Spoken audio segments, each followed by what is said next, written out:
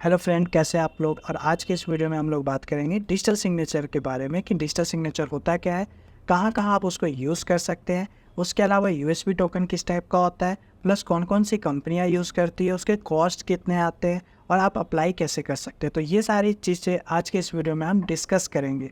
तो चलिए स्टार्ट करते हैं। तो देखिए, सबसे पहला चीज़ आ जाता है आपका कि डिजिटल सिग्नेचर होता क्या है। तो नॉर्मली मैं आपको बता दूं, देखिए डिजिटल सिग्नेचर एक फिजिकल फॉर्म में एक डॉक्यूमेंट होता है, USB token type pan card, जिसके थ्रू आपका कहीं पे भी आपको डिजिटल सिग्नेचर की रिक्वायरमेंट होती है, आप उसको अटैच करके और आप उससे साइन कर सकते हैं।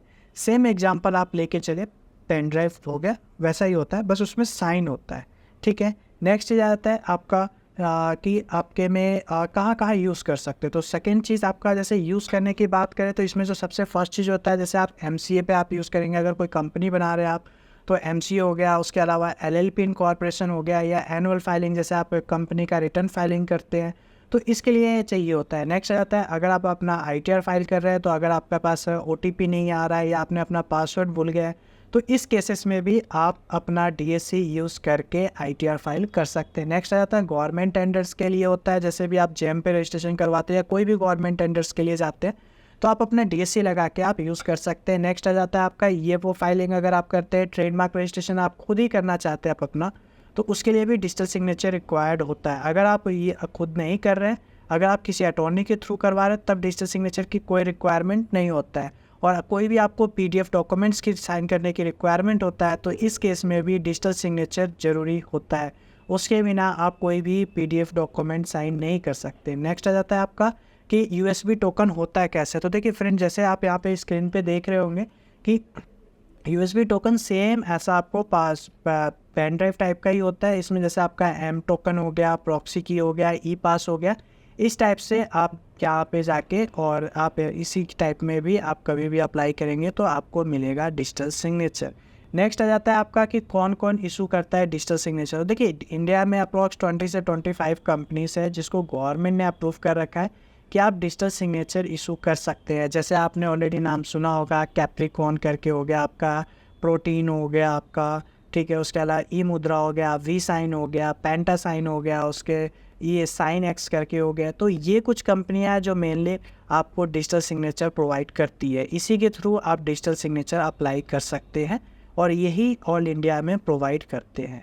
नेक्स्ट आ जाता है इसमें कि कॉस्ट कितनी लगती है। देखिए आप अगर खुद डायरेक्ट इनकी वेबसाइट पे जाके डिजिटल सिग्नेचर के लिए अप्लाई करते हैं तो उसकी कॉस्ट थोड़ी ज़्यादा होती है। सपोज़ आप एक डिजिटल सिग्नेचर के लिए आप कोई भी वेबसाइट पे जाते हैं, जैसे आप सपोज़ मैंने आपको ऊपर दिखाया था ई मुद्रा का साइन, ये वेबसाइट दिखा, आप वहाँ पे जाके खुद आप अपना वो सब कुछ डिटेल फिल करेंगे और वहाँ पे जाएंगे, तो अप्रोक्स आपको 25 से लेके 3000 के बीच में अप्रोक्स, तो चेंज होते रहते हैं कॉस्ट, तो अप्रोक्स इतने कॉस्ट लग जाते हैं। यही आप या लीगल टैक्स या किसी भी टैक्स कंसल्टेंट या किसी भी फॉर्म के थ्रू करवाते हैं तो आपको कॉस्ट कम पड़ता है। कॉस्ट कितने कम पड़ता है ये डिपेंड करता है कि आपको कौन सा डिजिटल सिग्नेचर चाहिए, क्योंकि इसमें क्लासेस होते हैं, क्लास 2 होता है, क्लास 3 होता है। उसके अलावा आपको किस चीज़ के लिए चाहिए तो उसमें भी डिपेंड करता है। तो कहीं पे आपको 30% की भी कम पड़ जाता है, कहीं 50% भी कम पड़ जाता है, तो डिपेंड करता है आपका वर्क के हिसाब से। तो इस टाइप से आप अपना कॉस्ट भी कम कर सकते हैं अगर आपको कॉस्ट कम लगाना है। सेम डिजिटल सिग्नेचर आपको वहाँ से मिलता है, वो भी हमारे से, लेकिन आपका कॉस्ट बच जाएगा। नेक्स्ट आ जाता है डॉक्यूमेंट क्या क्या लगता है। तो डॉक्यूमेंट की बात करें तो आधार कार्ड आपका लग जाएगा। उसके अलावा आपका जो आधार कार्ड लिंक होता है आपका डिजी लॉकर से, वहाँ वो आपका होना चाहिए, उसका नंबर होना चाहिए आपके पास। उसके बाद ईमेल आना चाहिए, फ़ोन नंबर होना चाहिए। तो ये सारी चीज़ें आपको रिक्वायरमेंट पड़ता है, तो इसके बेसिस पे आप अपना डिजिटल सिग्नेचर ईजिली बना सकते हैं। नेक्स्ट आ जाते हैं इसके बाद कि इसमें आपको डॉक्यूमेंट क्या कैसे आप अप्लाई कर सकते हैं। तो आप नॉर्मली गूगल पे जाके आप लीगल टैक्स लिखेंगे, लीगल टैक्स की आपको वेबसाइट ओपन हो जाएगा। यहाँ पे जाके आप अपना कॉन्टैक्ट फॉर्म फिल कर सकते हैं, या यहाँ पे आपको एक नंबर शो कर रहा होगा, आप इस पर भी जाके हमें कॉन्टैक्ट कर सकते हैं। कॉन्टैक्ट करने के बाद आप यहाँ से ईजिली आपको सारी प्रोसेस बता दिया जाएगा, आपको डॉक्यूमेंट लिस्ट शेयर कर दिया जाएगा और आप वहाँ पे जाके अप्लाई कर सकते हैं। ऑलरेडी बहुत सारे लोगों ने हमसे सर्विसेज ले रखी है। अगर आपको कोई भी सर्विसेज चाहिए लीगल टैक्स के थ्रू, तो जैसे आप यहाँ पे देखेंगे बिजनेस रजिस्ट्रेशन के थ्रू भी हम सारे प्रोवाइड करते हैं, टैक्स कंसल्ट टैक्स के रिगार्डिंग भी हमारा सारा चीज़ें, कोई भी आपको आईएसओ की रिक्वायरमेंट है, प्लस ट्रेडमार्क में कोई भी आपको प्रॉब्लम होती है तो सारी चीज़ें हम सॉल्व करके देते हैं। तो इस टाइप से अगर कोई भी रिक्वायरमेंट होता है तो हम ट्राई करते हैं कि आपको सॉल्व करके दे एक नॉमिनल कॉस्ट पे, जो आपको कंपनी में मार्केट से एक अप्रॉक्स मिनिमम कॉस्ट पे आपको प्रोवाइड हो।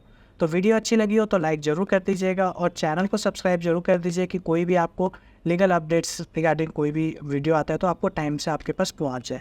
थैंक यू एंड धन्यवाद।